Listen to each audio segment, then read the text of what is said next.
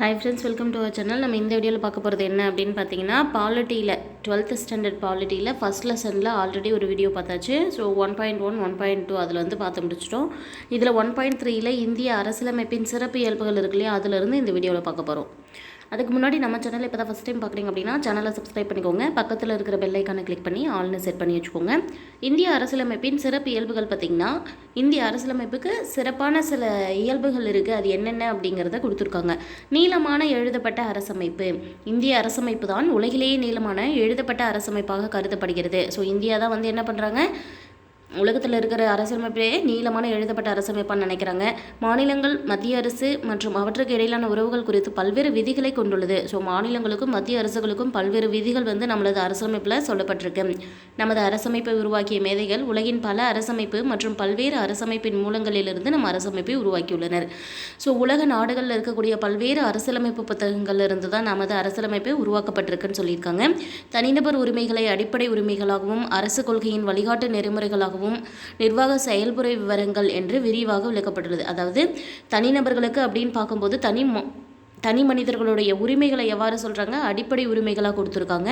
அரசுக்கான கொள்கைகளை எப்படி கொடுத்துருக்காங்க, வழிகாட்டு நெறிமுறைகளாக கொடுத்துருக்காங்க. நிர்வாக செயல்முறைகள் விவரங்களாக கொடுக்கப்பட்டிருக்கு அப்படின்னு சொல்லிட்டு விரிவாக பட்டியலிட்டிருக்காங்க நம்ம அரசியலமைப்பில் அப்படின்னு சொல்ல வராங்க.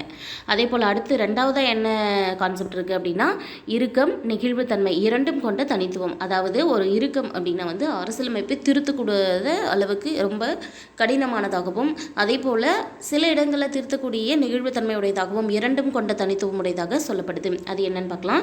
அதன் அமலாக்க செயல்முறைகளின் அடிப்படையில், அதாவது அரசியலமைப்பை செயல்படுத்துவதன் அடிப்படையில் இறுக்கமும் நெகிழ்வும் கொண்டதாக இந்திய அரசமைப்பு இருக்குது அப்படின்னு சொல்கிறாங்க. ஸோ இங்கே மேலே இறுதிப்படுத்தப்பட்ட திருத்தப்பட்ட வரைவு 1950 ஜனவரி 26 நடைமுறைக்கு வந்ததுன்னு ஒரு ரெட்டில் கொடுத்துருக்காங்க பாருங்கள். இந்த பாயிண்ட் பாருங்கள். இந்திய அரசியலமைப்பு எப்போது நடைமுறைக்கு வந்தது அப்படின்ற ஒரு கேள்வி அடிக்கடி கேட்பாங்க. ரிப்பீட்டடான ஒரு இம்பார்ட்டன்ட் கொஷின் இது. 1950 ஜனவரி 26. அதுக்காக தான் அதை காட்டினேன். சரியா? இறையாண்மை, சமதர்மம், மதச்சார்பின்மை, மக்களாட்சி, குடியரசு. நான் சொன்னேன் ஆல்ரெடி, நம்மளுடைய அரசியலமைப்பு புத்தகத்தில் எப்படி வந்து முகப்புரையில் இந்த வார்த்தைகள் இடம்பெற்றிருக்கும் அப்படின்ற ஆர்டர் கூட மாறாமல் இருக்கணும். இறையாண்மை, சமதர்மம், மதச்சார்பின்மை, மக்களாட்சி, குடியரசு. இதில் எப்படி கேள்வி கேட்பாங்க அப்படின்னா, இதில் வந்து இறையாண்மை அப்படிங்கிறது இறுதியாக போட்டுட்டு, குடியரசு அப்படிங்கிறத முதல்ல போட்டு, சமதர்மம், மதச்சார்பின்மை இடத்துலையோ மக்களாட்சி இடத்துலையோ மாற்றி போட்டு நமக்கு கொஷின் கேட்பாங்க ஆர்டர் படுத்த சொல்லி.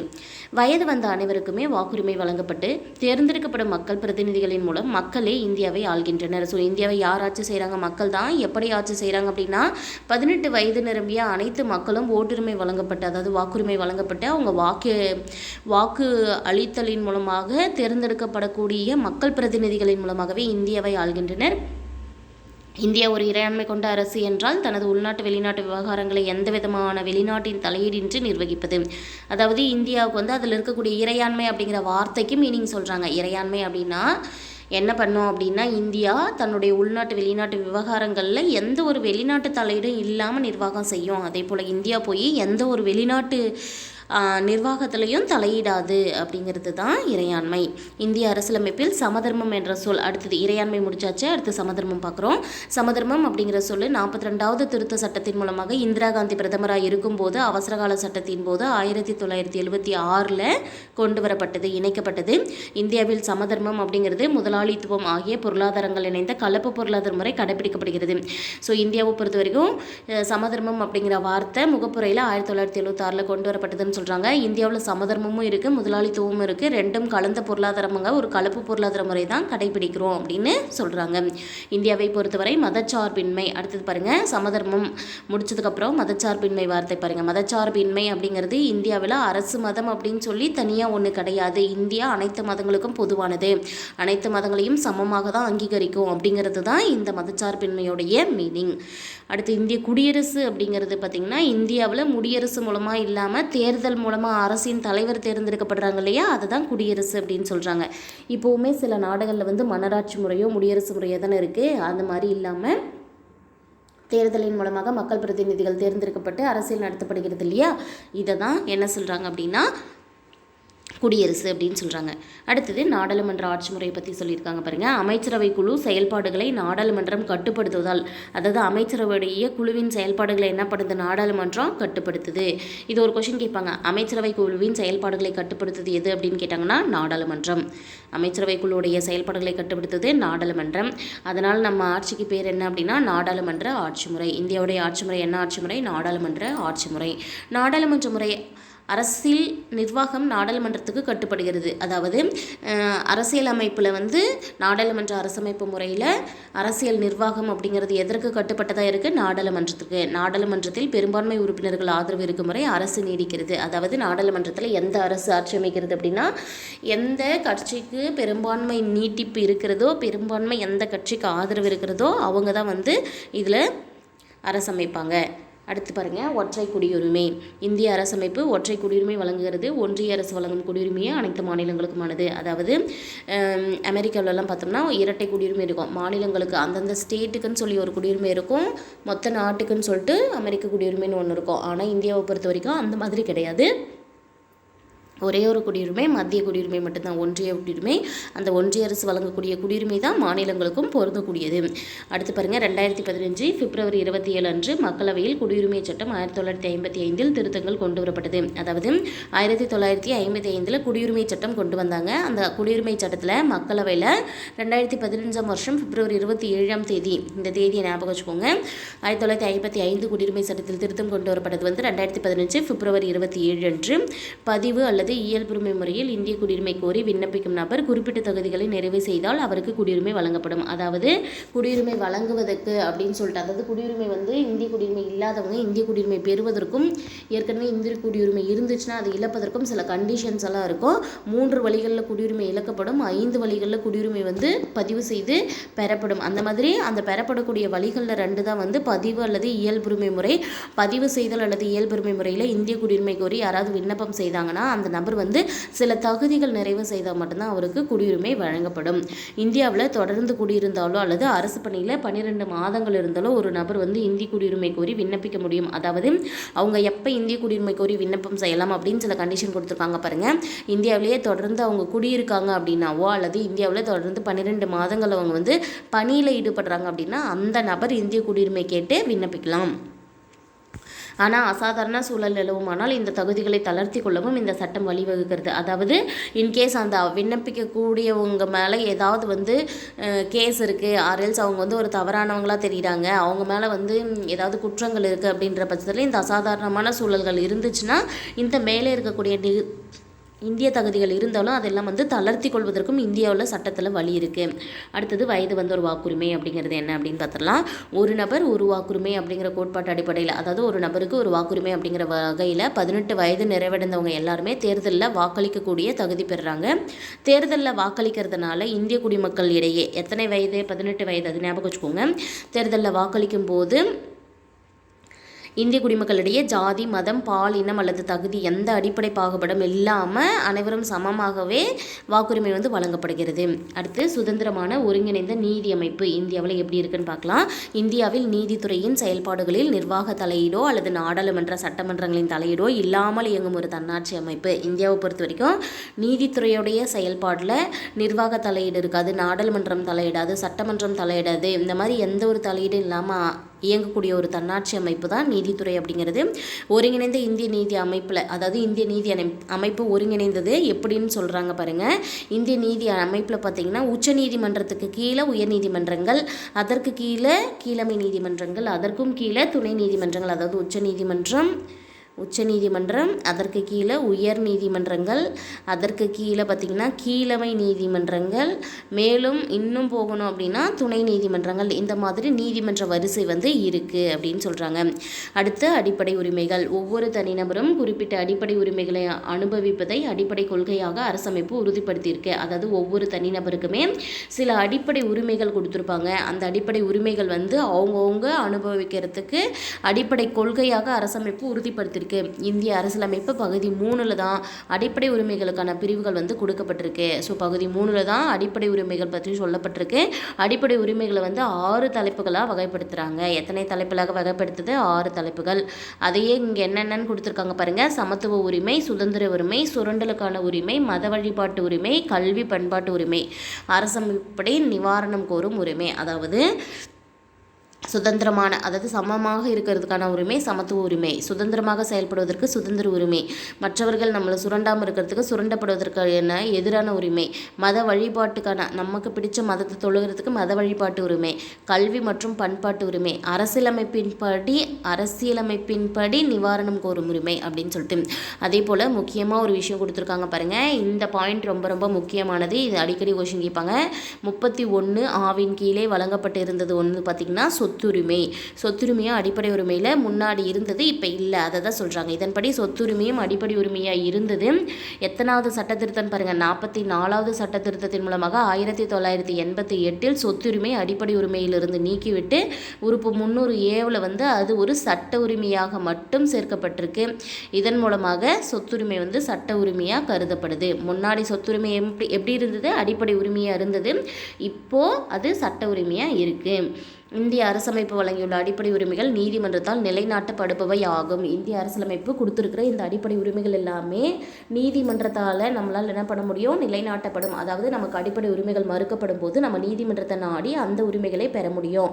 ஒரு நபர் தமது அடிப்படை உரிமைகள் மீறப்பட்டுள்ளதாக கருதுனா, சரியா, ஒருத்தவங்க தன்னுடைய அடிப்படை உரிமைகள் மீறப்பட்டிருக்கு அப்படிங்கிற மாதிரி கருதுனா என்ன பண்ணலாம் அப்படின்னா நீதிமன்றத்தை நாடி நிவாரணம் அடைய முடியும்.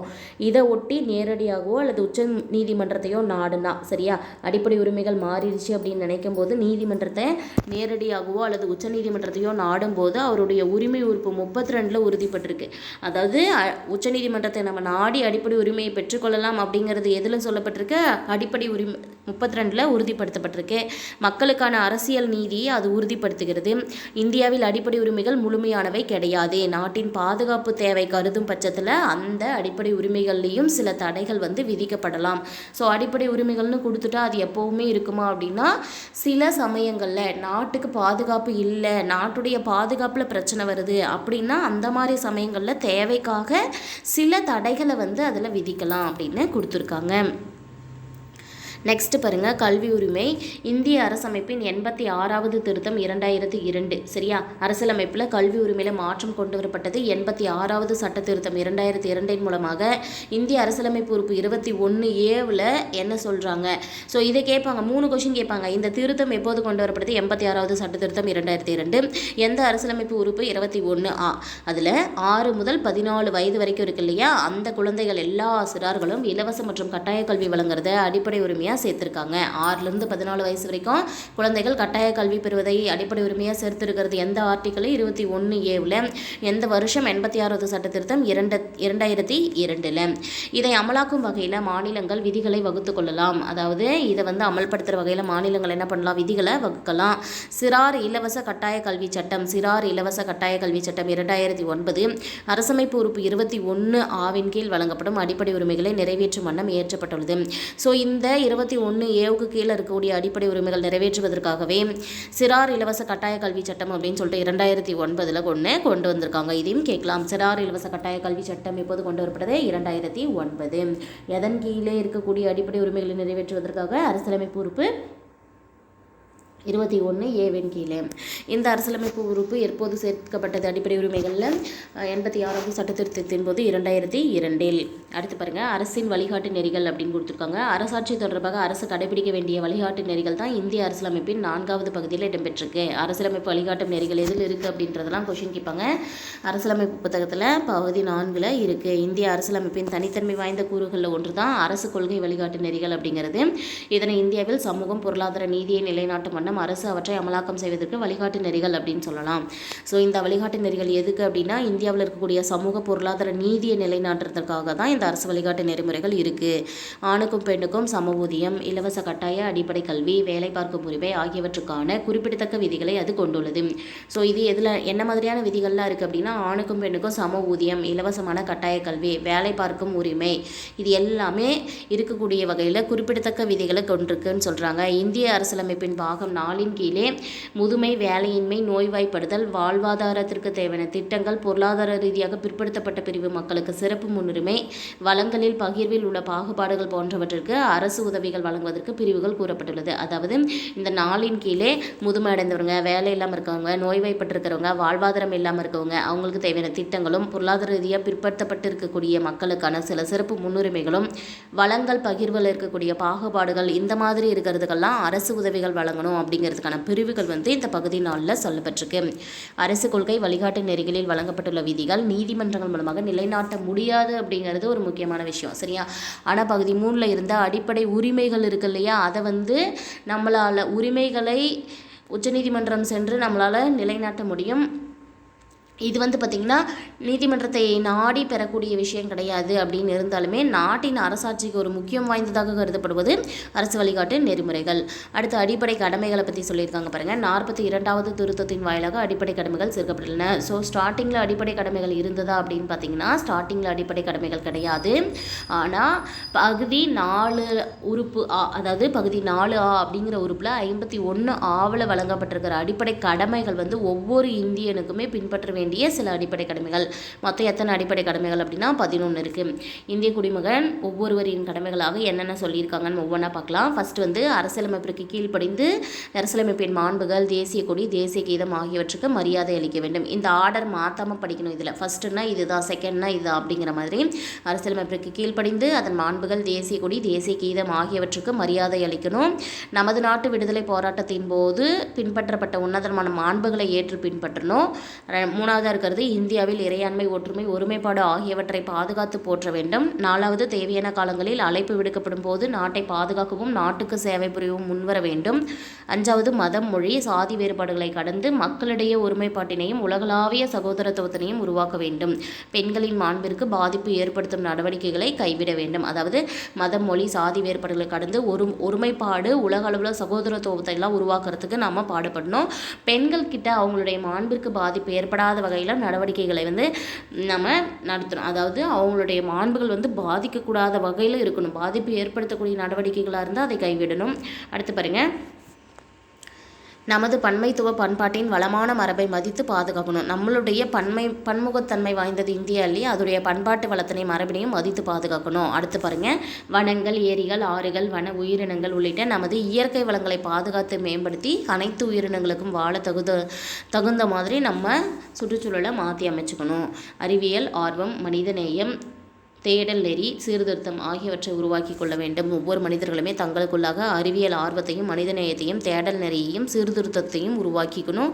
பொது சொத்துக்கள் எதையுமே சேதப்படுத்தாமல் பாதுகாக்கணும்.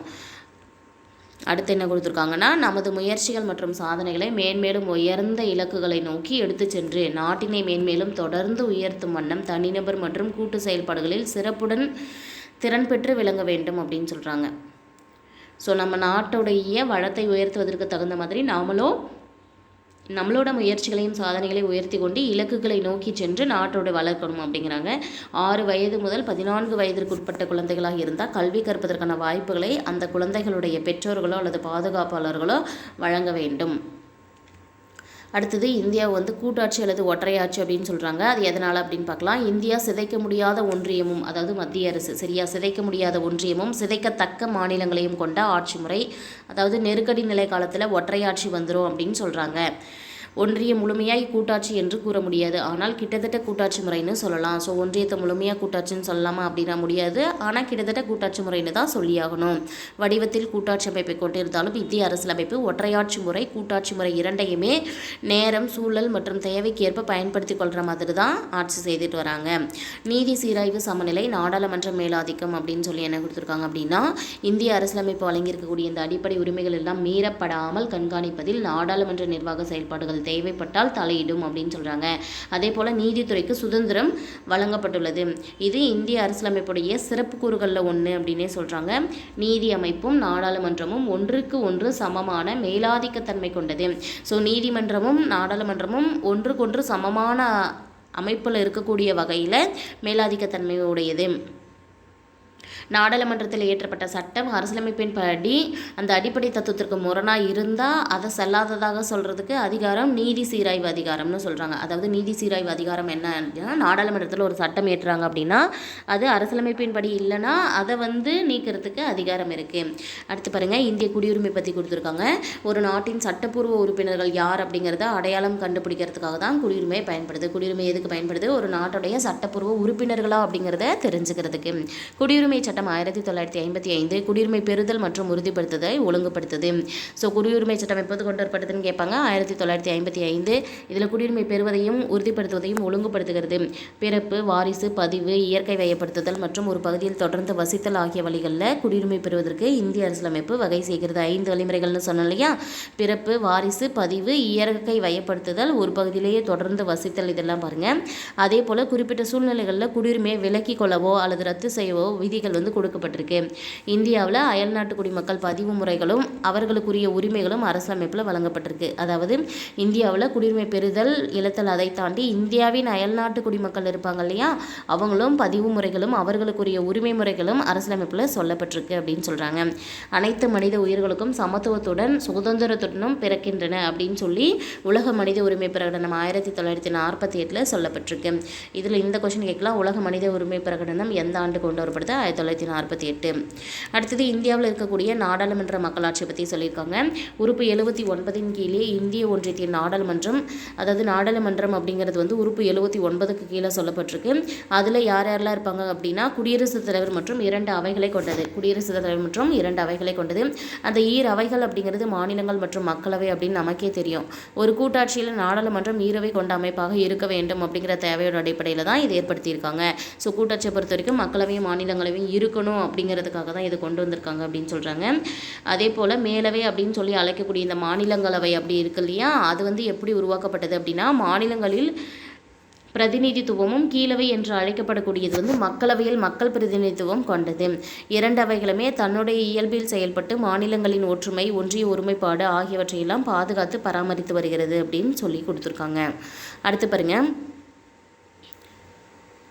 நாடாளுமன்ற முறை அரசு, குடியரசுத் தலைவர் முறை அரசு, இது ரெண்டுத்துக்கும் சில உதாரணங்கள் இருக்குது பாருங்கள். நாடாளுமன்ற முறை அரசு அப்படின்னு எடுத்துக்கும் போது இந்தியாவை ஒரு எக்ஸாம்பிளாக சொல்கிறாங்க. குடியரசுத் தலைவர் ஆட்சி முறைக்கு எடுத்துக்காட்டு அமெரிக்க ஐக்கிய மாகாணம் சொல்கிறாங்க. இந்த நாடாளுமன்றத்தை எப்படி பிரிச்சிருக்காங்க அப்படின்னா, குடியரசுத் தலைவர், மாநிலங்களவை, மக்களவை. இதில் குடியரசுத் தலைவர் அப்படிங்கிறவர் பார்த்திங்கன்னா நாடாளுமன்றத்தின் 2 அவைகளின் உறுப்பினர்கள் மற்றும் மாநில ஒன்றிய ஆளுகைக்கு உட்பட்ட பகுதி சட்டமன்றங்களுடைய உறுப்பினர்கள் இவங்க எல்லாரையும் வாக்காளர்களாக வச்சுக்கிட்டு குடியரசுத் தலைவர் தேர்தல் நடத்தி வாக்காளர் பட்டியல் தயாரிக்கப்படுது. இந்த வாக்காளர் பட்டியல் படி தேர்தல் நடத்தி குடியரசுத் தலைவரை தேர்ந்தெடுக்கிறாங்க. அதாவது நாடாளுமன்ற 2 அவையில் உறுப்பினர்கள், அதே போல் மாநில ஒன்றிய ஆளுகைக்கு உட்பட்ட பகுதியுடைய சட்டமன்ற உறுப்பினர்கள். யார் யார் ஞாபகம் வச்சுக்கோங்க, நாடாளுமன்ற 2 அவைகளுடைய உறுப்பினர்கள், மாநில மற்றும் ஒன்றிய பகுதிகளில் இருக்கக்கூடிய சட்டமன்றத்தின் உறுப்பினர்கள், இவங்க எல்லாரையும் வாக்காளர்களாக வச்சு தான் இந்த குடியரசுத் தலைவரை தேர்ந்தெடுக்கிறாங்க. அடுத்து பாருங்கள், மாநிலங்களவை பற்றி 258 உறுப்பினர்கள் மாநிலங்கள் மற்றும் ஒன்றிய ஆளுகைக்கு உட்பட்ட பகுதி சட்டமன்றங்கள் மூலமாக தேர்ந்தெடுக்கப்படுகிறன. எத்தனை பேர்? 258 சொல்லிட்டேன் பாருங்க. 238 உறுப்பினர்கள், அதில் 12 உறுப்பினர்கள் குடியரசுத் தலைவர் நியமனம் செய்வார். மொத்தமாக சேர்த்து மொத்தம் 250 உறுப்பினர்கள் இருப்பாங்க. இதில் இந்த நாடாளுமன்றம் அப்படிங்கிறது காலம் நிரந்தரமான ஒரு அமைப்பு. இது கலைக்கப்பட முடியாது. சரி, நாடாளுமன்றம்ல மாநிலங்களவை, மேலவை இருக்கு இல்லையா, மாநிலங்களவை, அது 250 உறுப்பினர்களுடையது. 238 பேர் செலக்ட் பண்ணப்படுறாங்க. 12 பேர் குடியரசுத் தலைவரால் நியமிக்கப்படுறாங்க. இதை கலைக்க முடியுமானா கலைக்க முடியாது. இது ஒரு நிரந்தரமான அமைப்பு. மாநிலங்களவை உறுப்பினர்களின் காலம் 6 ஆண்டுகள். எத்தனை ஆண்டுகள்? 6 ஆண்டுகள். மொத்த மாநிலங்களவை உறுப்பினர்களில் 1/3 பங்கு உறுப்பினர்கள் ஒவ்வொரு 2 வருஷத்திற்கும் அவங்க நீக்கப்பட்டு அவங்களுக்குன்னு ஒரு தேர்தல் வச்சு தேர்ந்தெடுப்பாங்க. இதுதான் மாநிலங்களவை. அடுத்து பார்த்திங்கன்னா மக்களவை. மக்களவையில் மொத்தமாக எத்தனை உறுப்பினர்கள் இருக்காங்க அப்படின்னு பார்க்கும்போது 545 உறுப்பினர்கள். இதில் 543 உறுப்பினர்கள் தேர்ந்தெடுக்கப்பட்ட மக்கள் பிரதிநிதிகள், 2 உறுப்பினர்கள் குடியரசுத் தலைவரால் நியமிக்கப்படும் ஆங்கிலோ இந்திய சமுதாயத்தினர். காலம் 5 ஆண்டுகள். குடியரசுத் தலைவர் மக்களவையை கலைக்கும் அதிகாரம் பெற்றுள்ளார். மக்களவையை கலைக்கும் அதிகாரம் யார்கிட்ட இருக்குது? குடியரசுத் தலைவர்கிட்ட. மக்களவையின் காலம் 5 ஆண்டுகள். அடுத்து பாருங்க, 2014 ஆகஸ்ட் 1 தமிழ்நாட்டில் நீதிமன்ற மொழியாக தமிழை பயன்படுத்த வச்சுருக்காங்க. ரொம்ப முக்கியமானது. 2014 ஆகஸ்ட் 1 அப்போ இருந்து தான் தமிழ்நாட்டில் நீதிமன்ற மொழியாக தமிழை பயன்படுத்திகிட்டு இருக்காங்க.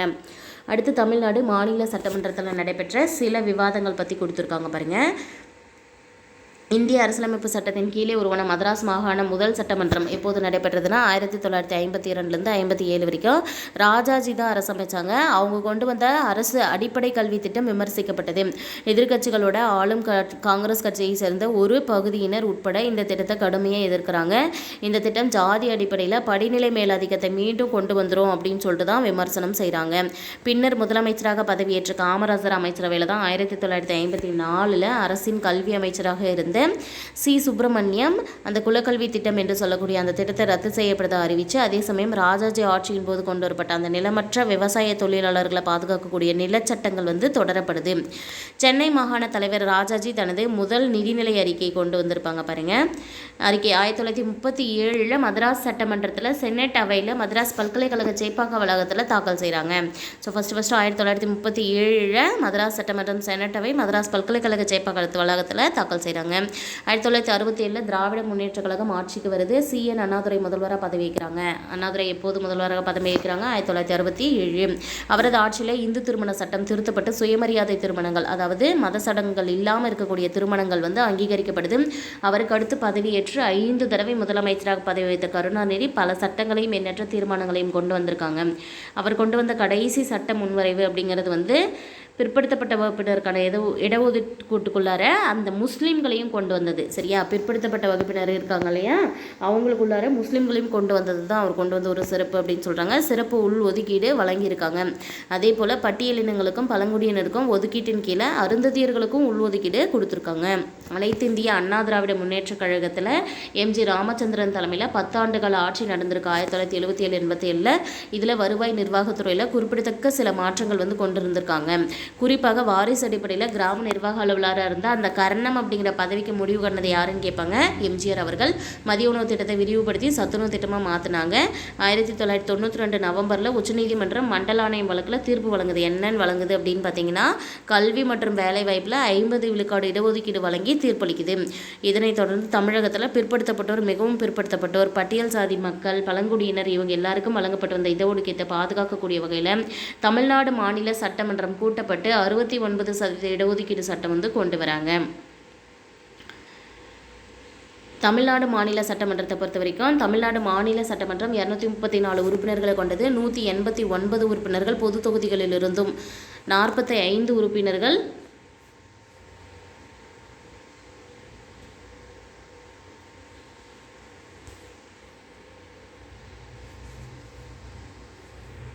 ஒன் செகண்ட்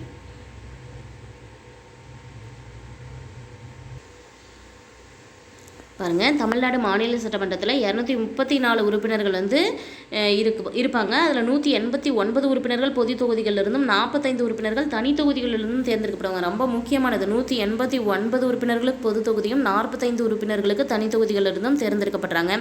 சட்டமன்றத்தில் முதல் கூட்டத்தொடர் முதல் பொது தேர்தலை தொடர்ந்து 1952 3/5/1952 அன்று தொடங்கியது. 3/5/1952 அன்று தொடங்கியது. அரசியலமைப்பு உறுப்பு 333 கீழ் ஆங்கிலோ இந்திய பிரதிநிதி ஒருவர் ஆளுநரால் நியமிக்கப்படுறாங்க. 6/4/2021 அன்னைக்கு தமிழக சட்டமன்றத்துக்கு பொது தேர்தல் நடத்ததை தொடர்ந்து 16வது தமிழக சட்டமன்றம் 7/5/2021 அன்று அமைக்கப்பட்டது. ஸோ 6/4/2021 பொது தேர்தல் நடத்தப்பட்டதை தொடர்ந்து 7/5/2021 அன்று அமைக்கப்பட்டிருக்கு.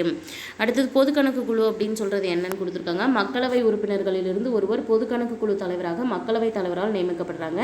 இதில் 1967-68 ஆண்டில் ஃபர்ஸ்ட் எதிர்க்கட்சி உறுப்பினர்கள் ஒருவர் பொது கணக்கு குழு தலைவராக மக்களவைத் தலைவரால் நியமிக்கப்பட்டாங்க. இந்த குழு மக்களவைத் தலைவர் கட்டுப்பாட்டுக்கு கீழே இயங்கக்கூடிய ஒரு நாடாளுமன்ற குழுவாக கருதப்படுது.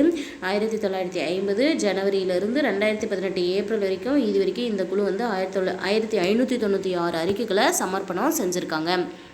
அரசியலமைப்பு திருத்த சட்ட முன்வரைவு அப்படிங்கிறது அரசியலமைப்பில் உள்ள ஒரு விதியில் திருத்தம் கோரும் சட்ட முன்வரைவுகள் அரசியலமைப்பு திருத்த சட்ட முன்வரைவுன்னு சொல்லுவாங்க. உறுப்பு 368 2 கீழே தான் அனைத்து விதிகளும் இதில் அடங்கும். இந்த சட்ட முன்வரைவை நாடாளுமன்றத்தில் 2 அவைகள்லையுமே கொண்டு வரலாம். அடுத்து பாருங்கள், உறுப்பு 370 ரொம்ப ரொம்ப முக்கியமானது. அரசியலமைப்பு உறுப்பு 370 ஜம்மு காஷ்மீர் பகுதிக்கு சிறப்பு அந்தஸ்து கொடுத்துட்டு இருந்தது. சிறப்பு தன்னாட்சி தகுதி வழங்கக்கூடிய இந்திய அரசு அதாவது ஆகஸ்ட் 5ஆம் தேதி 2019 ஜம்மு காஷ்மீருக்கு வழங்கப்பட்ட சிறப்பு தகுதியை ரத்து செய்துட்டாங்க. இது ரொம்ப முக்கியமானது. முன்னாடி எந்த ஆர்டிக்கல் படி கொடுத்தாங்க, எப்போ ரத்து செய்தாங்க அப்படின்னு கேட்பாங்க. சங்கரலிங்கனார் அப்படிங்கிறவங்க ரொம்ப ரொம்ப முக்கியமானவங்க பாருங்கள். சங்கரலிங்கனார் காந்தியவாதியும் இந்திய விடுதலைக்காக போராடிய தமிழக வீரர்னு சொல்கிறாங்க. 1895 விருதுநகர் மாவட்டத்தில் மண்மலைமேடு கிராமத்தை சேர்ந்த கருப்பசாமி வள்ளியம்மாளுக்கு மகனாக பிறக்கிறாங்க. 1917 இந்திய தேசிய காங்கிரஸில் சேர்றாங்க. ராஜாஜியோட ஏற்பட்ட ஈர்ப்பால் விடுதலை போராட்டத்தில் பங்கேற்று சங்கரலிங்கனார் 1930 காந்தியோட தண்டி உப்பு சத்தியாகிரக போராட்டத்தில் பங்கு பெற ஆரம்பிக்கிறாங்க. மதராஸ் மாநிலத்திலிருந்து தெலுங்கு பேசுகிற மக்களை பிரித்து சென்னை தலைநகராக கொண்டு தனி மாநிலம் அமைக்க வேண்டும் அப்படின்னு சொல்லி பொட்டி ஸ்ரீராமுலு 1952 உண்ணாவிரத போராட்டம் நடத்துகிறாரு. 1952 அப்போ இதைத் தொடர்ந்து பெயர் மாற்றம் பிரச்சனை எழுது. இதைத் தொடர்ந்து 1956 மதராஸ் மாநிலத்தை தமிழ்நாடுன்னு தான் பெயர் மாற்றணும் அப்படின்னு சொல்லி கோரிக்கை வச்ச சங்கரலிங்கனார் உண்ணாவிரதம் இருந்து பெயர் மாற்றம் உள்ளிட்ட 12 கோரிக்கைகளை வலியுறுத்தி 1956 ஜூலை 27 விருதுநகரில் தனது உண்ணாவிரத போராட்டத்தை தொடங்குறாரு. தொடங்கினது தேதி ஞாபகம் வச்சுக்கணும். 1956 ஜூலை 27 விருதுநகரில் தொடங்குறாரு. இந்த உண்ணாவிரத போராட்டம் எத்தனை நாட்கள் தொடர்ந்து அப்படின்னா 75 நாட்கள் கடந்து சங்கரலிங்கனார் உடல் நலிவுற்று உண்ணாவிரத போராட்டத்தை கைவிடும்படி சிஎன் அண்ணாதுரை, மாப்போசி, ஜீவானந்தம் இவங்க எல்லாமே சொல்லியும் அவங்க அதை ஏற்றுக்காம 1956 அக்டோபர் 13 அன்னைக்கு உண்ணாவிரத போராட்டத்தோட 76வது நாள் சங்கரலிங்கனார் இறந்தும் போகிறாரு. வரதட்சணை ஒழிப்பு சட்டம் எப்போது கொண்டு வரப்படுது அப்படின்னு பார்த்தீங்கன்னா அதுக்காக கூட்டம் 1959 6 மற்றும் 9 மே 1961 2 1959 6 மற்றும் 9 மே 1961. பயங்கரவாத தடுப்பு சட்டம் பார்த்திங்கன்னா 2002. பயங்கரவாத தடுப்பு சட்டம் 2002 மார்ச் மாதம். அடுத்து பாருங்கள், தமிழ்நாடு மதராஸ் மாகாணத்தை தமிழகம் அப்படிங்கிற பெயர் மாற்ற கோரிக்கை தியாகி சங்கரலிங்கனார் 27/7/1956 13/10/1956 வரைக்கும் 76 நாட்கள் உண்ணாவிரதம் இருந்து உயிர் விட்டார் அப்படின்னு கொடுத்துருக்காங்க. ரொம்ப முக்கியமானது, டேட்டோட படிச்சு வச்சுக்கணும். சங்கரலிங்கனார் 27/7/1956 13/10/1956 76 நாட்கள்ன்றதையும் ஞாபகம் வச்சுக்கணும். மதராஸ் மாநில மொழிபெயர்ப்பு சட்டம், சரியா, பெயர் மாற்ற சட்டம் 14 ஜனவரி 1969 தமிழ்நாடு அப்படின்னு சொல்லி பெயர் மாற்றம் செய்யப்பட்டது. இதுவும் ரொம்ப முக்கியமானது. மதராஸ் மாநிலம் எப்போது பெயர் மாற்றம் செய்யப்பட்டது? 1969 ஜனவரி 14ஆம் தேதி. காந்திய வழியில் உண்ணா நோன்பு இருந்து உயிர் நீத்தவர்.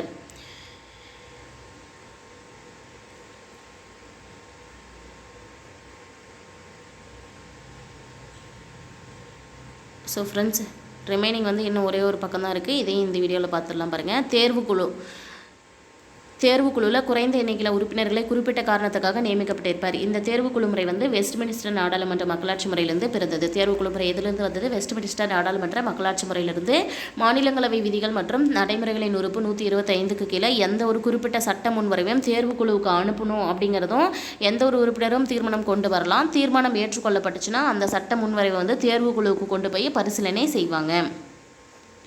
சட்டம் கொண்டு வரதுக்கு முன்னாடி அந்த முன்வரைவு அதாவது நாடாளுமன்றத்தில் யாராவது ஒரு தனிநபர் கேட்டுக்கிட்டால் கூட தேர்வுக்குழுவுக்கு அனுப்புவாங்கன்னு சொல்கிறாங்க. இவ்வாறு தீர்மானம் கொண்டு வருவதற்கு தேர்வுக்குழுவின் மொத்த உறுப்பினர்களில் 3 உறுப்பினர் குறைந்தபட்ச உறுப்பினர்களாக அவையில் இருக்கணும். அப்போ இவ்வாறு முன்மொழியப்படும் தீர்மானத்தின் மீது வாக்கெடுப்பு வெற்றி தோல்வி இறுதி செய்யப்பட்டு அதை பேஸ் பண்ணி தான் அவைக்கு தலைமையேற்பவருடைய முடிவு இறுதி முடிவாக எடுத்துப்பாங்க. சட்ட முன்வரைவில் குறிப்பிட்ட ஏதேனும் ஒரு அம்சம் குறித்து ஆய்வு செய்யணும் அப்படின்னா அதற்காக ஒரு துணைக்குழுவை தேர்வுக்குழு அமைச்சிக்கலாம். இந்த செயல்முறையில் ஏதாச்சும் கேள்விகள் எழுந்துச்சுன்னா அதனை மாநிலங்களவை தலைவர் பார்வைக்கு கொண்டு சென்று அவருடைய முடிவை இறுதியாக எடுத்துக்கணும். ஒரு சட்ட முன்வரைவு ஒரு அவையில் நிறைவேற்றப்பட்டு மற்றொரு அவையிலால் நிராகரிக்கப்படுது அப்படின்னா அந்த பட்சத்தில் ஏதேனும் ஒரு ஆட்சேபனை எழுப்பப்படுது அப்படின்னாவோ 6 வாரத்திற்கும் அதிகமாக இழுபறி நீடிச்சுன்னா குடியரசுத் தலைவர் 2 அவைகளுக்கும் கூட்டத்தை கூட்டி தீர்வு கண்டுபிடிக்கலாம். அந்த முன்வரைவு அமர்ந்துள்ள ஈரவைகளின் மொத்த உறுப்பினர்களில் பெரும்பான்மை வாக்குகள் எது பெறுதோ அந்த முன்வரைவு நிறைவேற்றப்படுது.